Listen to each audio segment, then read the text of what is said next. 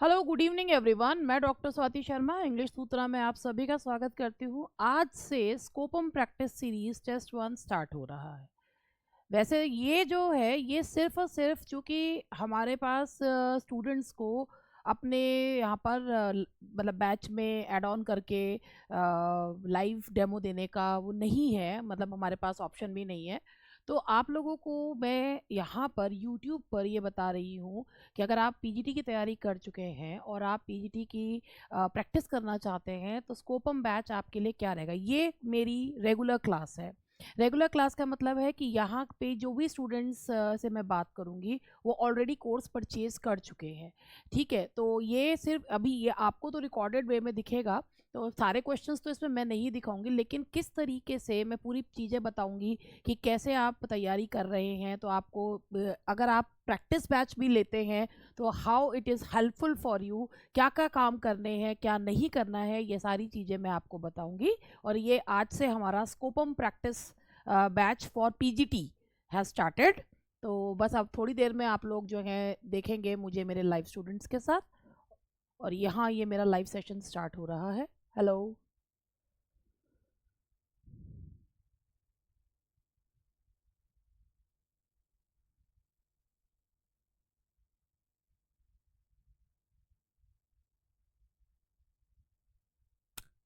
Good evening everyone.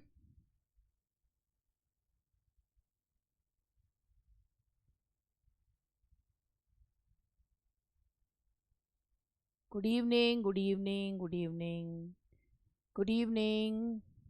हरे कृष्णा। भाई आज से आप लोगों का स्कोपम जो है वो बैच स्टार्ट हो रहा है। तो सबसे पहले दो चार चीज़ें पहले सुन लो, ठीक है। क्या क्या सुननी है पहले दो दो चार चीज़ें जो है वो सुन लो। सुन रहे हो? हैं? सुन रहे हो? अच्छा, ठीक है। तो पहली बात ये है कि ये जो प्रैक्टिस बैच आपका है इसमें आप लोगों का जैसे आपका और जो आपका पाइनियर वाला बैच है उसमें भी आप लोग कॉपी पेन लेकर बैठते हो, इसमें भी आप लोगों को कॉपी पेन लेकर बैठना है, ठीक है। क्वेश्चंस के साथ आपको मैं शॉर्ट नोट्स बताऊंगी, ठीक है। मतलब मैं कोई भी क्वेश्चन अगर बताऊंगी उसका आंसर, ऐसा तो है नहीं कि हम कोई भी क्वेश्चन लेते हैं उसका सीधा आंसर बताते हैं स्टूडेंट को, उसका सिर पैर पता हो या ना हो। तो आपको सबसे पहले क्या करना है, पहली बात इस बैच की में हार्ड कॉपी मटेरियल नहीं है। इस बैच में आपको सारा जो है वो पीडीएफ मटेरियल मिलेगा। कहाँ मिलेगा? That will be in content, और अभी तो हम इसकी चैट में भी डाल सकते हैं। तो चैट पे आपको जो है इसकी चैट पर या कंटेंट दोनों जगह पर इसका जो है वो दिया जाएगा, पीडीएफ दिया जाएगा। आपको क्या करना है कि आपको जैसे जब सॉल्व करोगे आप लोग, जैसे अभी मेरे साथ सॉल्व कर रहे हो, ठीक है। आज अभी शाम को जो है थोड़ी देर बाद ये जो क्वेश्चन पेपर है, ऑल्दो ये क्वेश्चन पेपर आज पूरा नहीं होगा, मगर आप लोग ये क्वेश्चन पेपर जो है वो आप लोगों के पास पहुंच जाएगा। तो आप क्या करोगे, जो आपके जितने क्वेश्चंस हमारे होंगे आप उनको साथ के साथ रिवाइज कर लोगे। फिर हम अगला जो है पेपर, अगला कल जो है हम नेक्स्ट जो क्वेश्चंस करेंगे फिर आप उसको रिवाइज कर लोगे। फिर जब आपका दूसरा टेस्ट स्टार्ट होगा उससे पहले आप अपना सारे क्वेश्चंस नोट्स के साथ, यानी कि जो आप छोटे छोटे नोट्स बनाओगे उनके साथ उनको आप रिवाइज करोगे। समझ रहे हो मेरी बात?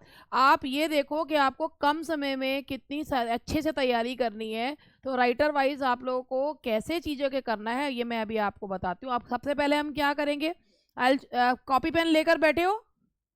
Do you have your copy and pen with you? है ना? तो मेरे पे भर देखो भैया, भरोसा जो है ना मेरे पे करने से, भाई मैं कब तुम्हारे भरोसे पे खरी नहीं उतरी है। ऐसे ये फालतू की बात मत क्या करो मेरे से, हैं? मैं तो अपनी जान लगा देती हूँ पढ़ाने के लिए। अब स्टूडेंट्स कितना करते हैं वो दैट इज, मुझे मत कहो। तुम खुद पे कितना भरोसा करते हो वो देखो, तुम्हें अपने ऊपर विश्वास। देखो भाई, जैसे है ना, कोई भी चीज वन साइडेड नहीं होती है ना। We always need, there should be two people to do the tango. तो वही वाली चीज़ है कि हर ताली एक हाथ से नहीं बजती, दोनों हाथ से बजानी पड़ती है। तो मैं मेहनत करे जाऊं और तुम ना करो तो कुछ नहीं होना। तो मेहनत तुम्हें भी बहुत करनी है, ठीक है। और तुम्हें ही करनी है मेहनत, मैं तो अपने हिस्से की मेहनत कर ही रही हूँ। चलिए क्वेश्चन नंबर 1 से स्टार्ट करते हैं। और अब आप लोगों को मैं कैसे बताऊंगी, ये आपको पहला आपको क्वेश्चन जो है वो आपकी स्क्रीन पे दिख रहा होगा, ठीक है। साथ के साथ ही आप लोग आपको मैं पॉइंट, जैसे मैं 5 क्वेश्चन कराऊंगी, 5 क्वेश्चन के बाद मैं बताती जाऊंगी भाई ये क्वेश्चन नंबर 1 का जो है, या 10 क्वेश्चन करा दूंगी, 10 क्वेश्चन के बाद जो जो जरूरी नोट्स है ना वो बताती जाऊंगी, ठीक है। वो आप लोग लिखोगे मेरे साथ, 5 या 2 या 3 जितने भी क्वेश्चन पहले करेंगे। पहला क्वेश्चन है, No, no, thou hast not felt the lapse of hours, for what wears out the life of mortal men. It is that repeated shocks again and again exhaust the energy of strongest souls and numbs the elastic powers. Who does the poet address here? The scholar gypsy, Telemachus, the nightingale, the poet's sister Dorothy. चलो भैया बताओ।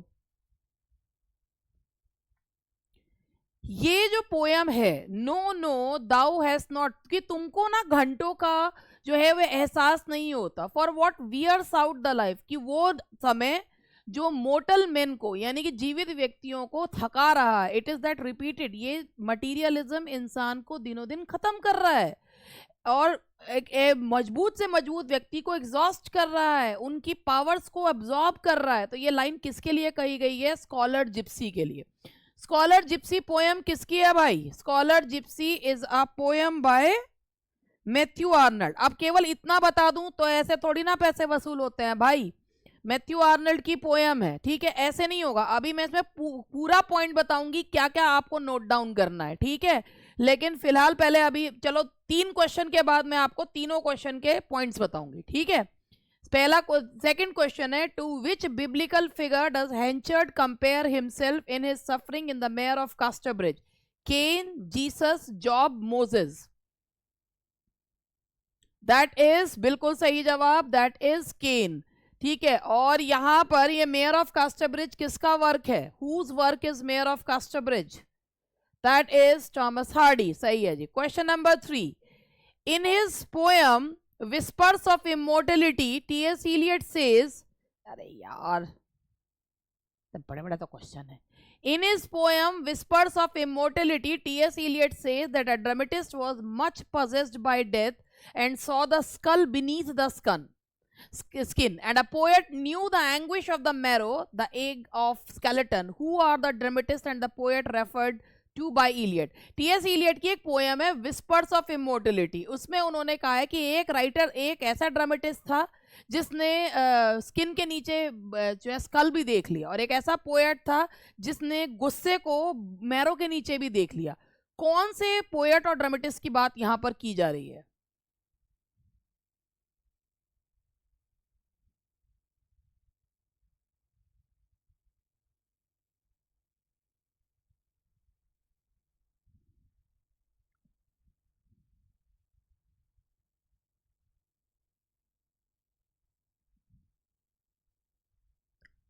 नहीं पता madam? चलिए मैं ही बता देती हूँ, आप जो है इतना दिमाग पर जोर ना डालें, मैं ही बता दूंगी। ऐसे इतना बेचारे परेशान हो रहे हैं, मेरे को बताना मेरा काम है, आई टेल यू, ठीक है। बेचारी पूनम ने तो जो है कह दिया मैडम हमें नहीं पता है, आप बता देंगी तो हम बहुत आपके आभारी रहेंगे। और एक बार मैं इसके ऑप्शंस और चेक कर रही हूँ।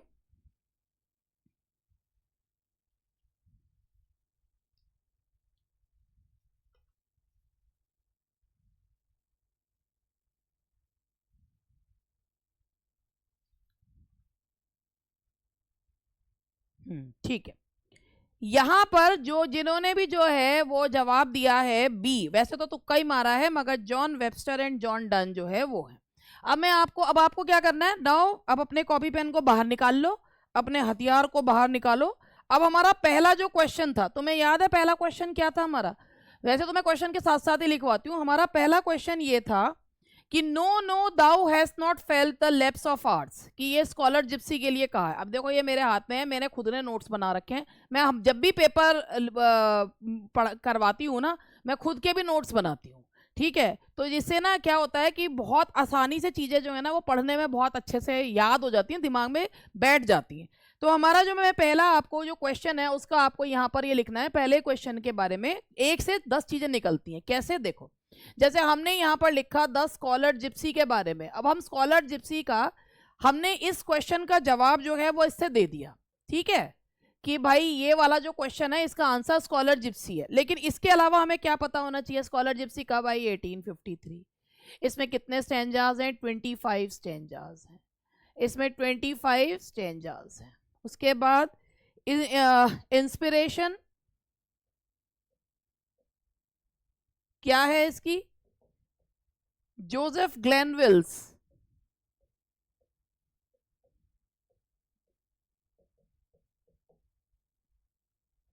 The Vanity of Dogmatizing.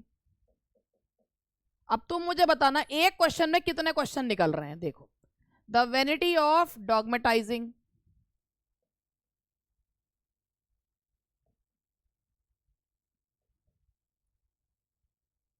poem has pastoral setting,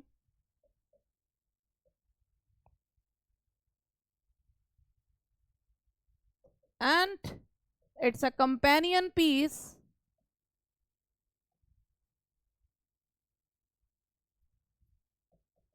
of Thyrsis। अब देखो एक चीज में कितनी सारी चीजें निकली, स्कॉलर जिप्सी 1853 की पोएम है, कितने स्टैंजाज हैं, 25 स्टैंजाज हैं। कहां से लिया गया है इसकी इंस्पिरेशन, द वैनिटी ऑफ डॉगमेटाइजिंग से। इसकी सेटिंग कैसी है, पेस्टोरल सेटिंग है। किसकी कंपेनियन पीस है, थायरसिस की कंपेनियन पीस है। आप ये देखिए 1 2 3 4 एंड 5, एक क्वेश्चन में 5 क्वेश्चन तैयार। और अगर इन नोट्स को रिवाइज कर लोगे, अब देखो भाई पेपर तो आगे आते रहेंगे, है ना, पेपर तो आगे बनते रहेंगे, अब उसके साथ ही तुम्हारे नोट्स भी बनते रहेंगे, तो मैं वही पॉइंट्स तो रिपीट करूंगी नहीं। अब ये पॉइंट्स करवा दिए, इसके आगे के पॉइंट्स आप सोचो कि तुम्हें शॉर्ट में तुम लोग राइटर्स प्रिपेयर कर रहे हो, लेकिन इसके लिए तुम्हारा पहले पढ़ा हुआ होना जरूरी होता है। ये इस तरीके से तुमको शॉर्ट नोट्स तैयार करना है। मेरी बात समझ में आ रही है कि नहीं आ रही तुम्हें, हैं, बोलते ना कुछ भी, जल्दी जल्दी नोट कर लो, नोट करो फटाफट। और देखो भैया ऐसा है कि मैं जो है ना, ये तो तुमको बहुत अच्छे से पता ही है कि मेरा यही तरीका है करवाने का, क्योंकि सिर्फ क्वेश्चन के आंसर बताने से कभी कोई फिर तो बंदा एक कोई सा भी प्रैक्टिस सेट खरीद ले, अब एक एक क्वेश्चन का मुझे चेक भी करना पड़ता है सही है नहीं। अब इसमें एक आधे क्वेश्चन गड़बड़ है तो मैं बाद में कराऊंगी वो वाला। चलो दूसरा क्वेश्चन का वो लिखो। दूसरा क्वेश्चन मैंने तो कहा था कि हेंचर्ड अपने आप को किससे कंपेयर करता है, तो जरूरी नहीं मैं सबके शॉर्ट नोट्स बनवाऊं, मगर जिनके मुझे लगता है जरूरी है उनके मैं बनवा रही हूँ। तो हेंचर्ड जो है वो अपने आप को केन से कंपेयर करता है। तो केन जो है वो कौन था, केन मर्डर्ड, अब पता तो होना चाहिए ना केन था कौन, केन मर्डर्ड एबल, ठीक है। और इसका जो सबटाइटल है द मेयर ऑफ कास्टरब्रिज का, द मेयर ऑफ कास्टरब्रिज का सबटाइटल है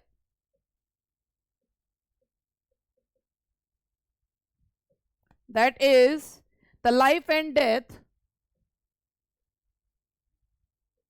the life and death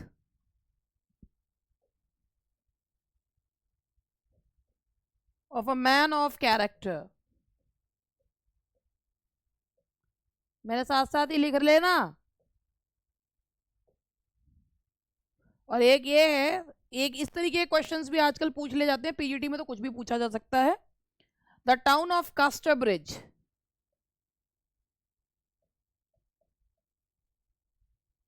is based on the town of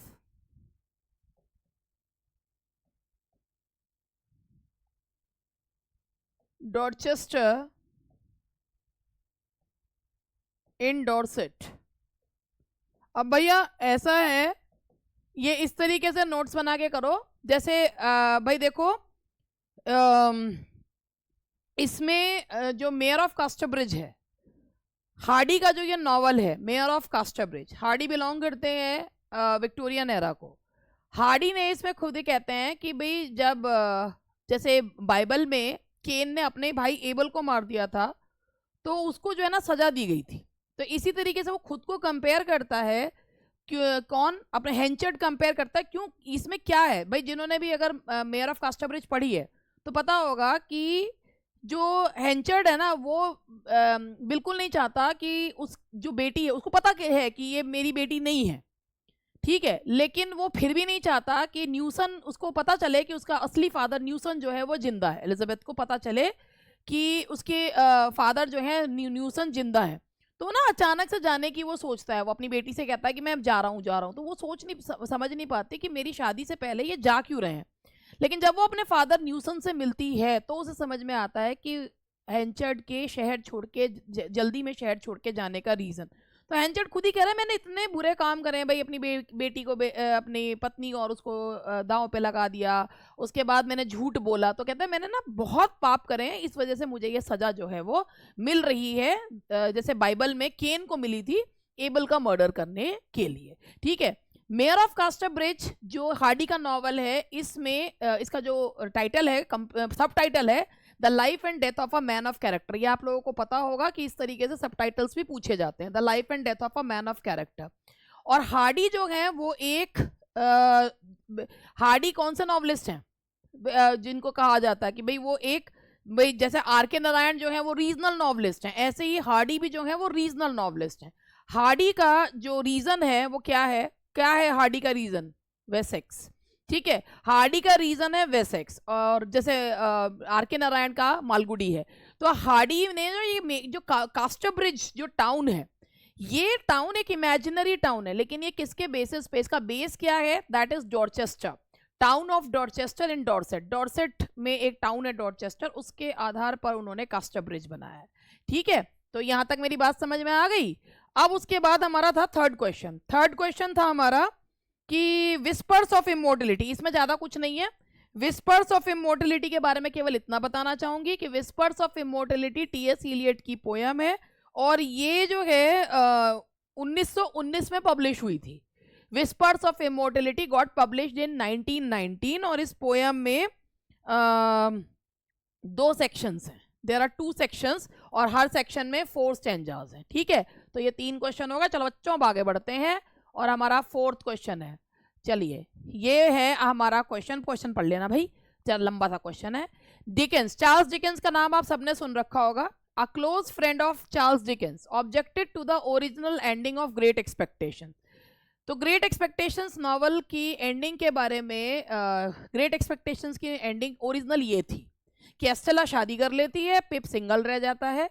तो डिकेंस को किसी ने ये सलाह दी कि ये मत करो, अच्छा नहीं लग रहा है। तो किसके कहने पर डिकेंस ने एंड जो है वो बदला था ग्रेट एक्सपेक्टेशंस का, और जिसमें ये दिखाई थी संभावनाएं कि near future pip and Stella will marry? किसके कहने पर?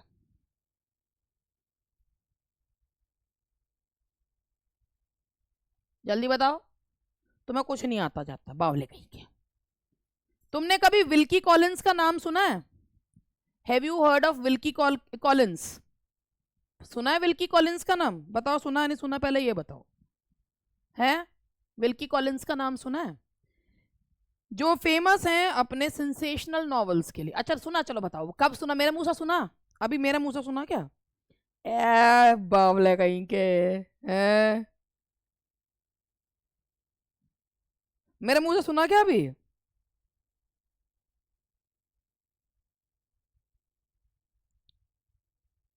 देखो ये ये डिकेंस ने जो great expectations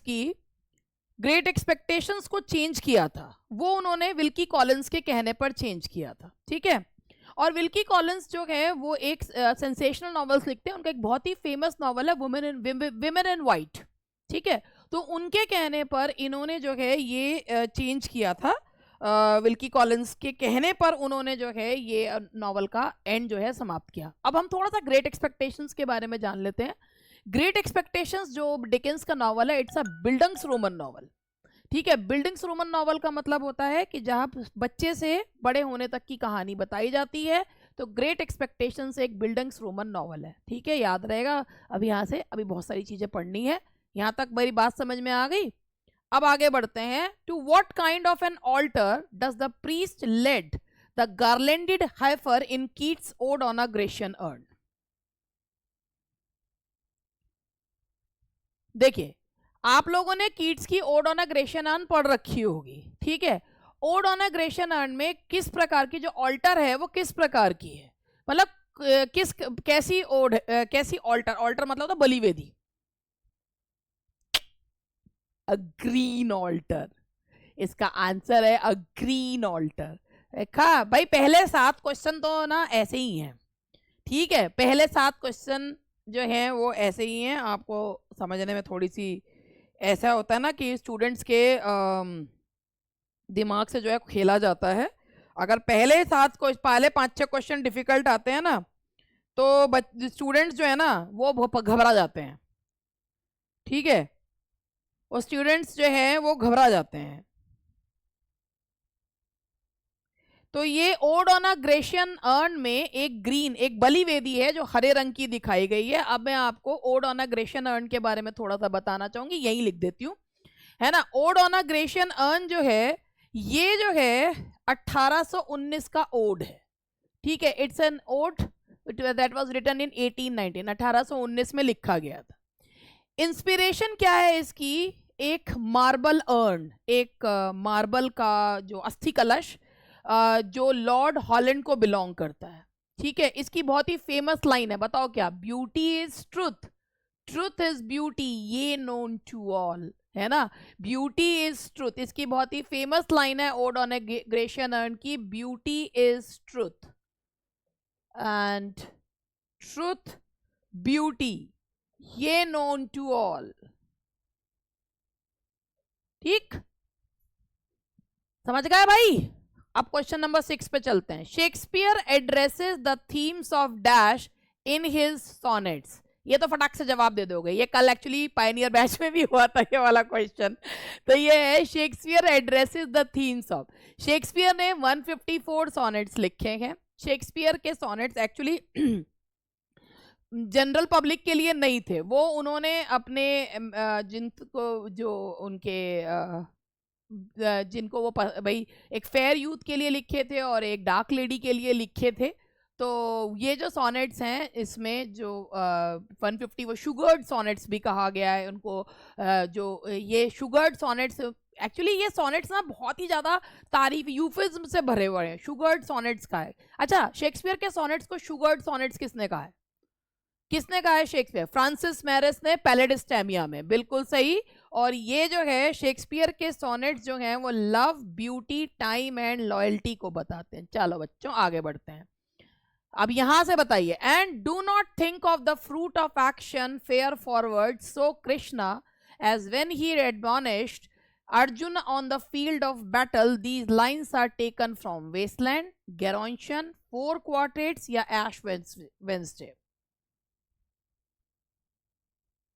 and do not think, अब तुम सोच रहे होंगे भैया कि इसमें कृष्णा और अर्जुन आ रहा है तो वेस्टलैंड होगा, पूरी पूरी वेस्टलैंड आप लोगों को मैंने पढ़ा रखी है, भगवान जाने आपने कहां से जो है इसमें कृष्णा और अर्जुन जो है वो सोच लिया कि वेस्टलैंड में थी, क्योंकि हमने एक ही पोएम ढंग से पढ़ी है ना मैडम, तो इसीलिए हमें याद नहीं है बेटा। It's time to clean the ना कॉबवेब्स, अपने दिमाग के जाले झाड़ने का समय आ गया है।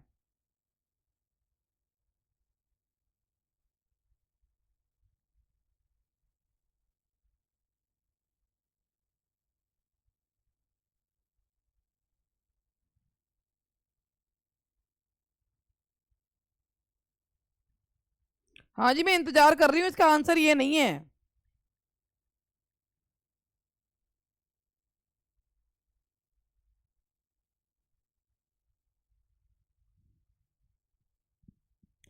देखो जी, इसका जो आंसर है सॉरी इसका आंसर है दैट इज टीएस इलियट का 4 क्वार्टेट्स, ठीक है, टीएस इलियट का 4 क्वार्टेट से ये लिया गया है।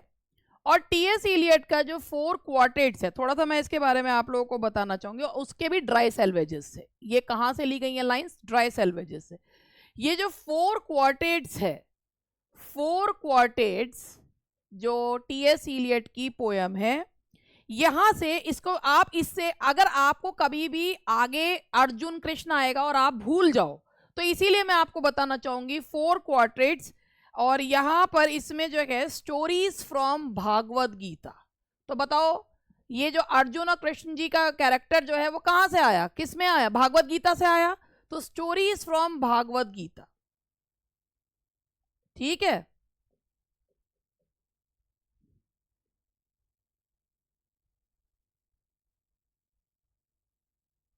Find mention in this poem, ठीक। इसके 4 सेक्शंस हैं, 4 सेक्शंस हैं, एक चारों के चारों सेक्शंस बता रही हूं। बर्न्ट नॉटन, और क्या लोगे यार, इससे अच्छा बैच मिल जाएगा तुमको, बताओ है इतना डिटेल, ये इतना तो कोई अपनी पीजीटी के डिटेल बैच में नहीं बताता। बर्न्ट नॉटन,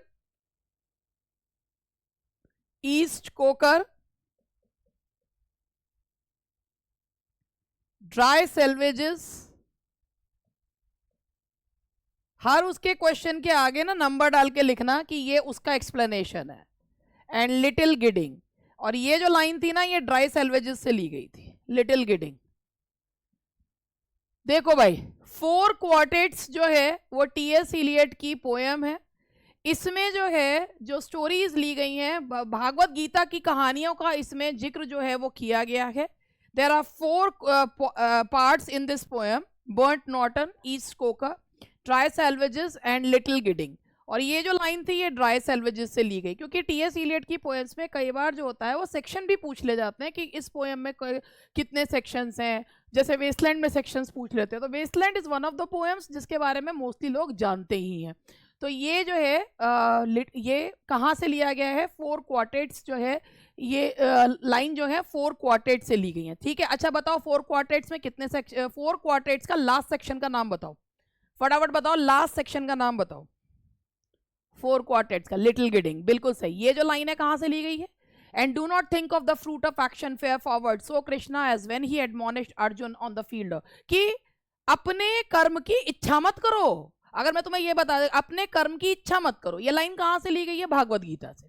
भागवत गीता का मेंशन किस में दिया गया है, टीएस इलियट के 4 क्वार्टेट्स में, है ना। तो ये जो है ये लाइन ड्राई सेल्वेजेस से, ठीक है जी, समझ गए। ये वाला क्वेश्चन मैं अभी थोड़ा सा इसको रोक रही हूं, इस वाले की जगह हम लोग 9th वाला क्वेश्चन लेंगे। अब क्वेश्चन इजी इजी से आएंगे, ठीक है। इन Memoriam is a poem of love and hate, doubt, faith, doubt and faith. In Memoriam, हाँ जी, देखिए इन मेमोरियम जो पोएम है, नहीं, इसका सही आंसर है इन मेमोरियम इज अ पोएम। भैया एक भी क्वेश्चन का जवाब सही नहीं आ रहा, तुम पढ़ लिखना रहा है कुछ भी, बदतमीजड़ो। इसका है doubt. In Memoriam is a poem of doubt, क्योंकि आप देख सब कुछ चीजें मैं इसके बारे में बताना चाहूंगी। सबसे पहले ये पोएम, एक कुछ चीजें बताती हूँ, आप लोग ध्यान से सुनना। ये पोएम ना एक ट्रिब्यूट दी गई और इन्वोकेशन करी गई है। कोई भी पोएम स्टार्ट होती है तो उसमें जैसे हम लोग गणेश जी को याद करते हैं, तो इस पोएम में भी इन्वोकेशन करी गई है, गणेश जी की नहीं, इसमें इन्वोक करा गया है किसको, स्ट्रॉन्ग सन ऑफ गॉड। या जो मैं पूछ रहा हूं याद रखना, इसमें इन मेमोरियम की जो बिगनिंग हुई है, जब इन्वोकेशन और बिगनिंग में किसको याद करा गया है, स्ट्रॉन्ग सन ऑफ गॉड, ठीक है। सन SON सन है, SUN नहीं, सन ऑफ गॉड, ठीक है, भगवान के बेटे को। इस पोएम को कंप्लीट होने में 17 साल लगे, ठीक है। 1849 में लिखी गई और 1850 में पब्लिश हुई। 1833 में इनके दोस्त आर्थर हॉलम की मृत्यु हुई थी। 17 साल लग गए इस पोएम को लिखते लिखते और पब्लिश होते हुए, ठीक है। अपने दोस्त, अब डाउट किस बात पे, उन्हें डाउट था इस चीज पे, जिंदगी हर तरीके की, उन्हें मतलब उन्हें हॉलम की मृत्यु के बाद हर चीज पे संदेह होने लगा था। तो ये poem, this poem is about doubt, ठीक है। इस पोएम का ओरिजिनल टाइटल क्या है, the way of the soul. इस पोएम का ओरिजिनल टाइटल है इन मेमोरियम का the way of the soul, ठीक है जी। और इसमें 133 कैंटोज हैं। एक लंबी पोयम को जब हम डिवाइड करते हैं तो कैंटोज में डिवाइड करते हैं, तो देयर आर 133 कैंटोज। वैसे 131 है, लेकिन अगर आप प्रोलोग और एपिलोग को मिला लो तो 133 कैंटोज। अब जो जो मैंने बताया देखो कितना तुम्हें याद है, तुम मुझे बताना और मैं लिखूंगी, ठीक है। पहला क्वेश्चन मैं आप लोगों से पूछती हूँ, ये पोयम जो है कि ये पोयम इसमें इन मेमोरियम में इन्वोकेशन जो दी गई है वो किसे दी गई है? इन्वोकेशन बताते जाओ, मैं लिखती जाऊंगी। हाँ जी, स्ट्रॉन्ग सन ऑफ गॉड, बिल्कुल सही जवाब। देखो अभी के अभी तुम्हारी खोपड़ी में बिठा दूंगी, strong son of God. Next है, तो इसमें कितने साल लगे इस पोयम को कंप्लीट होने में? 17 ईयर्स, ठीक है, 17 ईयर्स लगे कंप्लीट होने में, ठीक है। इस पोयम में का ओरिजिनल टाइटल क्या है? What is the original title? That is the way of the soul, बिल्कुल सही, the way of the soul. अब मुझे बताओ कि इस पोयम में कितने कैंटोज हैं? How many cantos are there? 133 cantos हैं, जो अब अगर हम मिला लेते हैं एपिलोग और प्रोलोग को मिला लेते हैं तो, ठीक है, वरना 131 है, अगर एपिलोग और प्रोलोग को मिला लोगे तो 133 है, ठीक है। हो गया यहां तक? देखा? समझ गए? समझ रहे हो?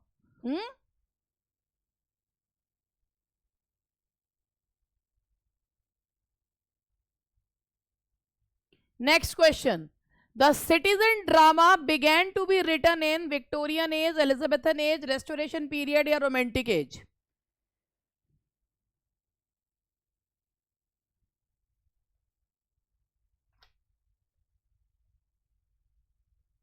इसका आपने सिटीजन ड्रामा, या इसके बारे में मैं आप लोगों को बताती हूँ, सिटीजन ड्रामा का ही दूसरा नाम होता है जिसे कहा जाता है दैट इज सिविक कॉमेडी।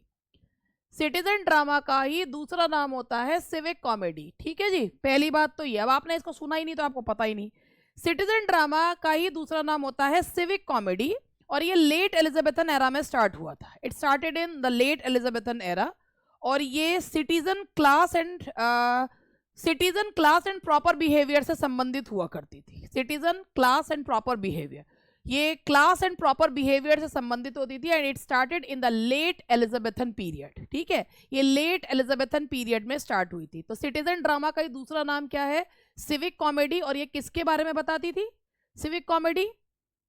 बताइए, अभी मैंने बताया आपको, behaviour, class and proper behaviour of city people, class and proper behaviour of city people, ठीक है। Now next question is, who commented on literary genius by saying that the grand work of literary genius is a work of synthesis and exposition, not of analysis and discovery? Who commented on literary genius by saying that the grand work of literary genius, कि भाई किसने कहा है कि grand work of literary work synthesis, जोड़ना और expose करना है, ना कि हमका उसका नई डिस्कवरी करना, and that is Matthew Arnold, बिल्कुल सही है। मैथ्यू आर्नल्ड को क्या कहा जाता है? विक्टोरियन एज के किस प्रकार के राइटर है वो? What type of writer he is? Optimistic, pessimistic? Yes, he is the most pessimistic writer.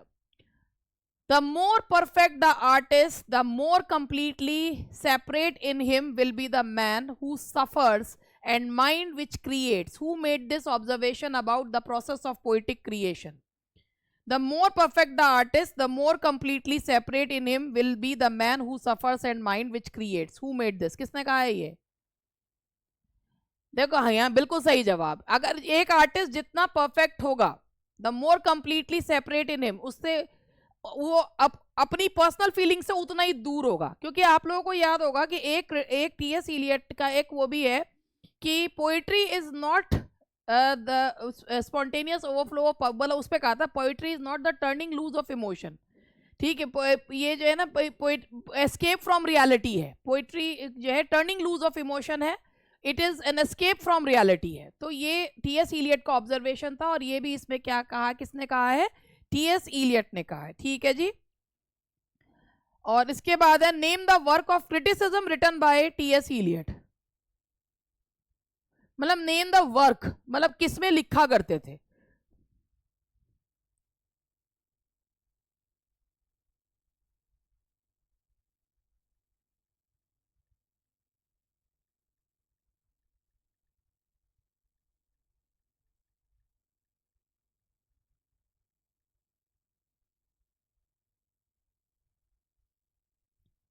हाँ जी, नहीं नहीं, इसका आपका सबका जवाब गलत है, पूजा भारद्वाज का सही है। Work of criticism is sacred would, it is a collection of 20 essays, collection of 20 essays।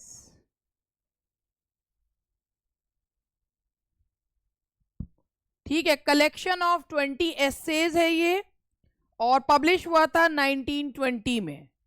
मैं मतलब इसमें ना, इसमें 1920 में पब्लिश हुआ था। इसमें इलियट ने ओपिनियन दिए हैं अपने लिटरेरी वर्क्स पे, ऑथर्स पे, जिसमें विलियम शेक्सपियर के हैमलेट और विलियम ब्लेक पर, दांते पर, इन पर उन्होंने अपने कमेंट्स जो है वो दिए हैं। ठीक है, तो भैया सैक्रेड वुड में जो है, अभी मैं इसको हटा देती हूँ, यहाँ तक बात समझ गए। सैक्रेड वुड कितने एसेज हैं सैक्रेड वुड में? How many essays are there in Sacred Wood? 20 essays. ठीक है, कब पब्लिश हुई थी Sacred Wood? That published in 1920। इसमें उन्होंने किस किस पे, अभी मैंने कुछ राइटर्स के नाम लिए, तो किस किस राइटर पे उन्होंने अपने व्यूज दिए हैं? Dante, William Shakespeare and William black.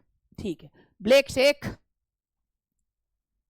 Now next question is, ये वाला क्वेश्चन गड़बड़ है एक्चुअली, ये इसके ऑप्शंस बदले हुए हैं।